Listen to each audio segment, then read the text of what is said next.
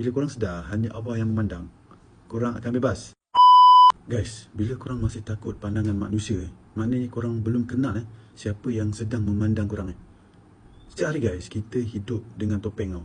Takut dikata, takut dikeji, takut orang tak suka. Tapi yang aneh guys, makin korang jaga pandangan manusia kan, makin hilang pandangan Tuhan dalam diri korang sendiri guys. Seluruh hidup ni pentas hologram Semua manusia yang korang jumpa hanyalah watak, bukan penonton sebenar tau. Dia sedang lihat guys bagaimana korang bertindak bila diuji, bukan berapa ramai yang suka dengan korang. Kalau pandangan manusia yang korang kejar, korang cuma berlakon. Tapi bila pandangan Allah yang korang sedar, korang mula hidup dalam kesedaran sebenar guys. Zaman ni ramai penat bukan sebab kerja guys tapi sebab sibuk membuktikan diri. Kejar like kejar view, kejar pujian.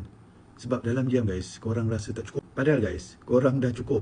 Sebab pandangannya tak pernah hilang, walau sesaat pun. Ia bersama kamu di mana saja kamu berada. Surah Al-Hadid ayat 4. Maknanya guys, tak ada satu pun detik korang terlepas dari perhatian kasih sayang dia.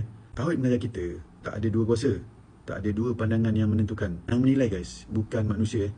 Yang memberi rezeki pun bukan manusia. Yang membuka pintu pun bukan manusia.